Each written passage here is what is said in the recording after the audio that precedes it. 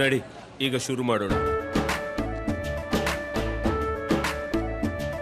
ಕೇಸರಿಯಿಂದ ಮನೋಲ್ಲಾಸ ಮನಸ್ಸು ಮತ್ತೇರಿ ಕುಣಿದಾಡಿದೆ ನೋಡು, ಮನಸ್ಸು ಮತ್ತೇರಿ ಕುಣಿದಾಡಿದೆ ನೋಡು. ಕ್ಷಣ ಕ್ಷಣವೂ ಆಚರಿಸಿ ಕೇಸರಿ ಹಬ್ಬ. ಫೇಮಸ್ ಬಾಯಲ್ಲಿ ಹೇಳಿ ಕೇಸರಿ. ಪರಿಷತ್ ಟಿಕೆಟ್ಗಾಗಿ ಮಾಜಿ ಸಚಿವ ಎಸ್ಆರ್ ಪಾಟೀಲ ಪರ ದಿಂಗಾಲೇಶ್ವರ ಶ್ರೀ ಲಾಭಿಯನ್ನ ಮಾಡಿದ್ರು. ಸದ್ಯ ಶ್ರೀಗಳು ಮಾಜಿ ಸಚಿವ ಎಸ್ಆರ್ ಪಾಟೀಲ ಸಂಭಾಷಣೆಯ ಆಡಿಯೋ ವೈರಲ್ ಆಗಿದೆ. ಕಾಂಗ್ರೆಸ್ ಹಿರಿಯ ಮುಖಂಡ ಎಸ್ಆರ್ ಪಾಟೀಲ್ಗೆ ಸ್ಥಾನ ಕಲ್ಪಿಸುವಂತೆ ಡಿಕೆಶಿಗೆ ಹೇಳಿರೋದರ ಬಗ್ಗೆ ಹಾಗೂ ಡಿಕೆಶಿಗೆ ಸಿಎಂ ಮಾಡೋದಕ್ಕೆ ಕೆಲಸ ಮಾಡ್ತೀವಿ ಅಂತ ಶ್ರೀಗಳು ಪ್ರಸ್ತಾಪಿಸಿರುವ ಸಂಭಾಷಣೆಯ ಆಡಿಯೋ ಇದಾಗಿದೆ. 4 ನಿಮಿಷ 56 ಸೆಕೆಂಡ್ನ ಆಡಿಯೋ ಸದ್ಯ ಸಾಮಾಜಿಕ ಜಾಲತಾಣದಲ್ಲಿ ವೈರಲ್ ಆಗಿದೆ.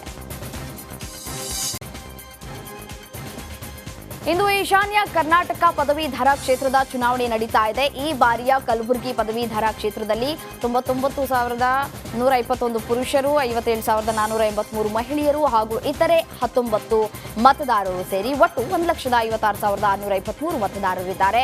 ಜಿಲ್ಲೆಯಾದ್ಯಂತ ಒಟ್ಟು 47 ಮತಗಟ್ಟೆಗಳನ್ನು ಸ್ಥಾಪನೆ ಮಾಡಲಾಗಿದ್ದು, ಬಿಜೆಪಿಯಿಂದ ಅಮರನಾಥ್ ಪಾಟೀಲ್ ಹಾಗೂ ಕಾಂಗ್ರೆಸ್ನಿಂದ ಚಂದ್ರಶೇಖರ್ ಪಾಟೀಲ್ ಅಖಾಡದಲ್ಲಿದ್ದಾರೆ.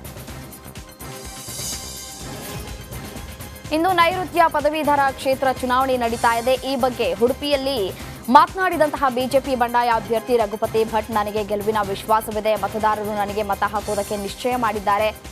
ಮತದಾರರ ಮನಸ್ಸಿಗೆ ದೇವರು ಬುದ್ಧಿ ಕೊಡಬೇಕು. ನೆನೆಯವರೆಗೆ ನಾವು ಶತ ಪ್ರಯತ್ನ ಮಾಡಿದ್ದೇವೆ ಅಂತ ಅಭ್ಯರ್ಥಿ ರಘುಪತಿ ಭಟ್ ಹೇಳಿಕೆಯನ್ನು ಕೊಟ್ಟಿದ್ದಾರೆ. 100ಕ್ಕೆ 100 ವಿಶ್ವಾಸ ಇದೆ. ನಾನು ನಿನ್ನೆ ರಾತ್ರಿಯವರೆಗೂ ಮತದಾರರನ್ನ ಫೋನ್ನ ಮೂಲಕ ಸಂಪರ್ಕ ಮಾಡುವಾಗ ಭಾಳ ಒಳ್ಳೆಯ ಈಗಾಗಲೇ ಅವರು ನಿಶ್ಚಯ ಮಾಡಿದ್ದು ಗೊತ್ತಾಗ್ತದೆ. ಇನ್ನು ಇವತ್ತು 4 ಗಂಟೆವರೆಗೆ ಇನ್ನು ಉಳಿದದ್ದು ಮತದಾರರು ಅವರ ಮನಸ್ಸಿಗೆ ದೇವರು ಬುದ್ಧಿ ಕೊಡಬೇಕು ಮತ್ತು ನಮ್ಮ 7ನೇ ಕ್ರಮ ಸಂಖ್ಯೆಗೆ ವೋಟ್ ಹಾಕಬೇಕು. ಇದೇ ಸಂದರ್ಭದಲ್ಲಿ ಮಾತನಾಡಿದಂತಹ ಅವರು ಎಕ್ಸಿಟ್ ಪೋಲ್ನಲ್ಲಿ ಮೋದಿ ಅಲೆ ವಿಚಾರಕ್ಕೆ ಪ್ರತಿಕ್ರಿಯೆಯನ್ನು ಕೊಟ್ಟಿದ್ದಾರೆ. ನಾನು ಕೂಡ ಮೋದಿ ಗೆಲುವಿನ ಮೂಡ್ನಲ್ಲಿ ಇದ್ದೇನೆ. ಮೋದಿ ವಿನ್ ಆಗಬೇಕು ಅಂತ ನಾವು ಕೂಡ ಬಯಸ್ತೇವೆ ಅಂದರು. ಇನ್ನು ಬಿಜೆಪಿ ಅಭ್ಯರ್ಥಿ ಎಲ್ಲಾ ಮನೆಗಳಿಗೆ 2,000 ರೂಪಾಯಿಯನ್ನು ಹಂಚಿದ್ದಾರೆ. ಉಡುಪಿ ಭಾಗದಲ್ಲಿ ಕೊಟ್ಟಿಲ್ಲ, ಆದರೆ ಶಿವಮೊಗ್ಗ, ಚಿಕ್ಕಮಗಳೂರು, ಕೊಡಗು ಭಾಗದಲ್ಲಿ ಹಣವನ್ನು ಹಂಚಿದ್ದಾರೆ. ಪದವೀಧರ ಕ್ಷೇತ್ರದಲ್ಲಿ ಮೊದಲ ಬಾರಿ ಹಣ ಹಂಚಿಕೆ ನಡೆದಿದೆ. ನೈಋತ್ಯ ಪದವೀಧರ ಕ್ಷೇತ್ರದ ಇತಿಹಾಸದಲ್ಲಿ ಇದೇ ಮೊದಲು. ಪದವೀಧರ ಕ್ಷೇತ್ರದಲ್ಲೂ ಹಣ ಕೊಟ್ಟು ಓಟು ಪಡೆಯುವ ಪರಿಸ್ಥಿತಿ ಬಂದಿದೆ. ಇದನ್ನ ಪರಿವಾರದ ಹಿರಿಯರು ಗಮನಿಸಬೇಕು ಅಂದರು. ನಾವು ಮೋದಿ ಮೂಡಲ್ಲೇ ಇದ್ದೇವೆ, ನಾವೇನು ಮೋದಿ ಬಿಟ್ಟಿಲ್ಲ.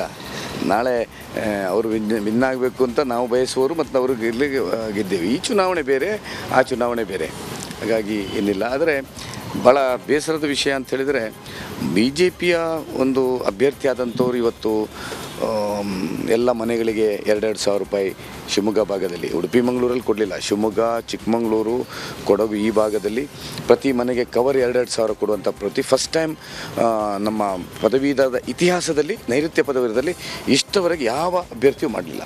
ಅಥವಾ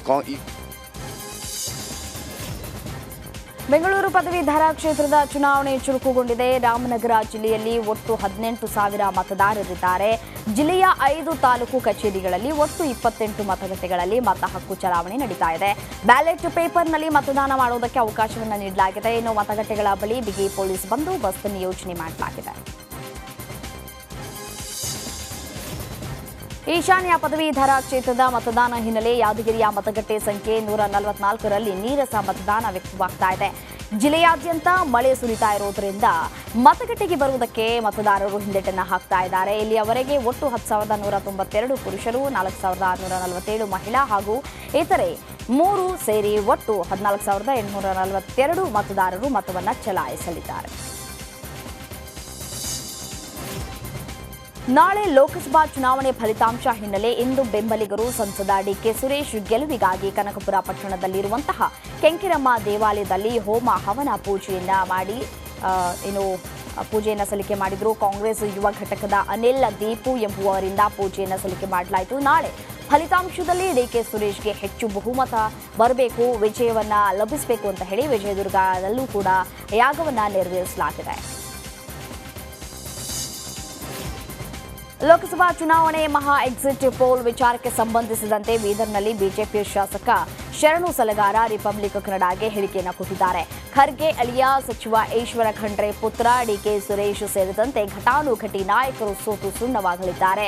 ಕಳೆದ ಬಾರಿ ಗೆದ್ದಿದ್ದ ಡಿಕೆ ಶಿವಕುಮಾರ್ ಸಹೋದರ ಡಿಕೆ ಸುರೇಶ್ ಸೇರಿದಂತೆ ಕಾಂಗ್ರೆಸ್ನ ಎಲ್ಲ ಅಭ್ಯರ್ಥಿಗಳಿಗೆ ಈ ದೇಶದ ಅತಿ ದೊಡ್ಡ ನೆಟ್ವರ್ಕ್ ನಿಂದ ಮೆಗಾ ಕವರೇಜ್. ದೇಶದ ಮತದಾರನ ಆದೇಶ ಎನ್ಡಿಎಗ ಇಂಡಿ ಒಕ್ಕೂಟಕ್ಕ. ಲೋಕ ಅಖಾಡದಲ್ಲಿ ಗೆಲ್ಲೋದ್ಯಾರು ಸೋಲೋದ್ಯಾರು. ಕರುನಾಡಿನ 28 ಕ್ಷೇತ್ರಗಳ ನಿಖರ ಫಲಿತಾಂಶ. ಫಸ್ಟ್ ರಿಸಲ್ಟ್, ಫಾಸ್ಟ್ ರಿಸಲ್ಟ್, ಪಕ್ಕಾ result. Number 1 election team, number 1 network, number 1 coverage.